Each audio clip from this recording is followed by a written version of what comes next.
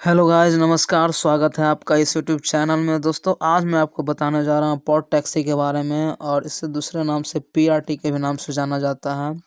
तो पीआरटी का full form दोस्तों पर्सनल रैपिड ट्रांजिट होता है। और पॉड टैक्सी क्या है दोस्तों, ये भविष्य में इसका क्या यूज़ होने वाला है।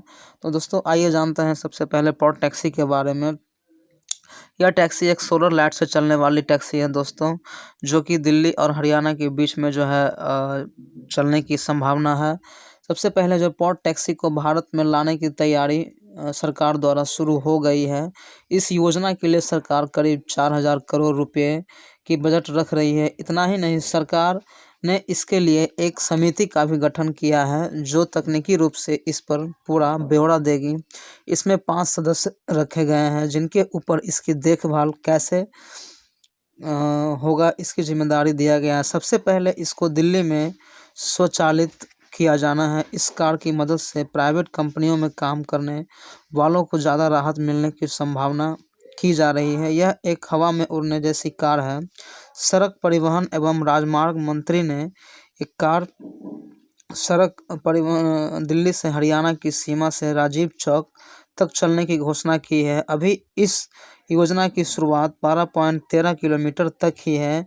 इतना ही नहीं, इस प्रोजेक्ट को सरकार पूरा करने के लिए प्राइवेट कंपनियों को भी जोड़ सकती है, अर्थात इसमें सरकारी एवं निजी क्षेत्र के लोग भी शामिल हो सकते हैं। पर्सनल रैपिड ट्रांसपोर्ट या पॉड कार या पॉड टैक्सी एक ही तकनीकी के नाम है। पॉड कार को सौर ऊर्जा की मदद से चलाया जाता है। इसको पूरी तरह से स्वचालित बनाया गया है। इसके जरिए उसे लेकर 6 तक यात्रियों को एक बार में बैठाया जा सकता है, यानी एक बार में 6 यात्री लेकर जो है चल सकता है दोस्तों। लाभ, इससे होने वाले लाभ क्या क्या हैं दोस्तों? इससे प्रदूषण कम किया जा सकेगा। ट्रैफिक की समस्या नहीं होगी, यानी भीड़ भाड़ की समस्या जो है, जाम लगने की समस्या नहीं होगी दोस्तों। बार बार वाहनों को बदलना नहीं पड़ेगा। पेट्रोल या डीजल का खपत नहीं होगा। इसमें पेट्रोल और डीजल का इस्तेमाल जो है नहीं होगा। अब आइए जानते हैं कि इसका इतिहास क्या है दोस्तों। इसको सबसे पहले संरचना डॉन फिक्टर नाम के एक यातायात की योजना बनाने वाले द्वारा 1953 में दिया गया था। इसके बाद सन 1968 में इसको पहली बार एक प्रारूप दिया गया। इसमें काफ़ी वर्षों से काम चल रहा है। 2010 में मैक्सिकन के एक कॉलेज ने इसका आर्टिफिशियल इंटेलिजेंसी प्रारूप विकसित करके सन 2014 में गोंडलजारा नामक जगह पर इस कार का परीक्षण किया गया। हालांकि परोली pod car West Virginia University में चलाई गई थी। 1970 में यह कारनामा किया गया था। अब ये थोड़ी जानकारी सौर ऊर्जा के बारे में ले लेते हैं दोस्तों कि सौर ऊर्जा क्या है और इसका क्या भविष्य में यूज होने वाला है दोस्तों। इसका क्या महत्व है दोस्तों? सूर्य से प्राप्त होने वाली ऊर्जा ही सौर ऊर्जा कहलाती है। सूर्य की किरणों को एक एक बिंदु पर एकत्रित करके जब ऊर्जा उत्पन्न की जाती है, तो ये प्रक्रिया सौर ऊर्जा उत्पादन कहलाती है। सौर ऊर्जा अर्थात सौर की किरणों को विद्युत में बदलना ही सौर ऊर्जा कहलाता है।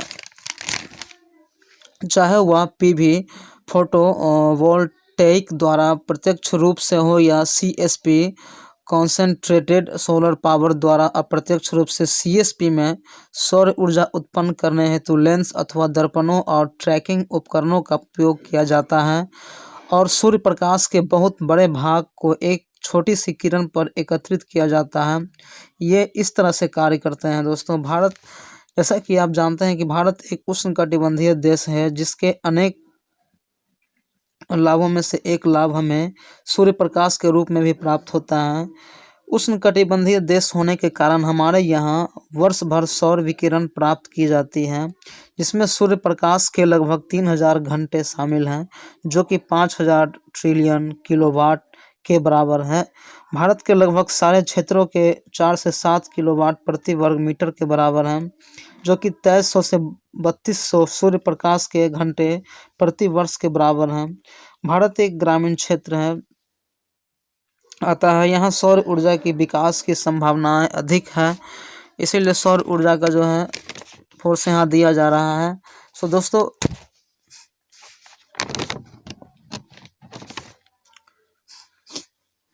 सौर ऊर्जा का महत्व क्या है, आइए जानते हैं। भारत एक ग्रामीण क्षेत्रीय इलाका है। भारत की 72% से अधिक जनता गांवों में निवास करती है और इसमें से आधे से बड़े बिना बिजली के ही अपना जीवन यापन कर रहे हैं, यानी आधे से ज़्यादा गाँवों में जो है बिजली नहीं है। तो दोस्तों माना जाता है ऐसा कि 2040 से 50 तक जो है ये भी समाप्त हो जाएगी, ये अनवीकरणीय है दोस्तों। सौर ऊर्जा रहने से कोयले का खपत कम होगा और बिजली कोयले से ही चलती है, जैसा कि आप जानते हैं कि बिजली का जो उत्पादन कोयले से ही होता है। अगर सौर ऊर्जा होगा तो कोयले की बचत होगी और अधिक से अधिक दिन तक हम लोग इसका यूज कर सकेंगे। सौर ऊर्जा से यह बच सकता है। सौर ऊर्जा तकनीक के रूप क्या क्या हैं दोस्तों? तो सौर ऊर्जा तकनीक के रूप जो है सौर ताप, सौर विकिरण, कृत्रिम प्रकाश संश्लेषण। सौर ऊर्जा से होने वाले लाभ, यह कभी भी खत्म नहीं होने वाला संसाधन है, यह अनवीकरणीय है, यह वातावरण के लिए लाभकारी है, यह CO2 भी नहीं छोड़ती है, यानी यह हानिकारक गैस भी नहीं छोड़ती है दोस्तों। यह उष्णता के लिए, सुखाने के लिए, भोजन पकाने के लिए और बिजली के रूप में भी इस्तेमाल किया जाता है।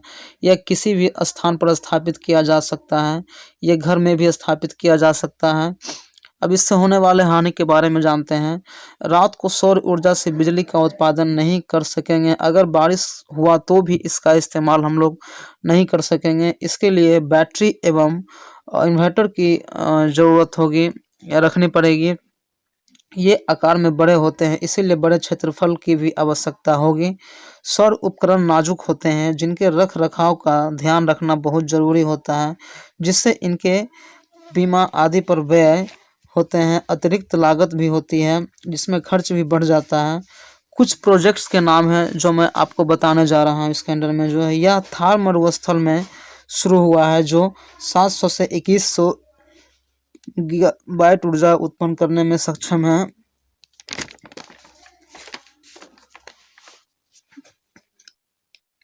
एक मार्च 2014 को गुजरात के तत्कालीन मुख्यमंत्री ने मध्य प्रदेश के नीमच जिले में देश का सबसे बड़ा सौर ऊर्जा प्लांट का उद्घाटन किया है। केंद्र सरकार ने जवाहरलाल नेहरू राष्ट्रीय सौर ऊर्जा परियोजना को शुरू कर वर्ष 2022 तक 20,000 गीगावाट तक ऊर्जा उत्पादन करने का लक्ष्य भी निश्चित किया है। सौर ऊर्जा में उपयोग होने वाली वस्तुएं क्या क्या है उसके बारे में भी जान लेते हैं। तो सौर ऊर्जा में उपयोग होने वाली वस्तुएं जो solar panel, brainy eco solar home UPS 1100, solar DC system 120, solar power conditioning unit, PV grid connected inverters, solar change controller, PMW technology, MPPT technology, solar converter kit, solar sine wave inverter,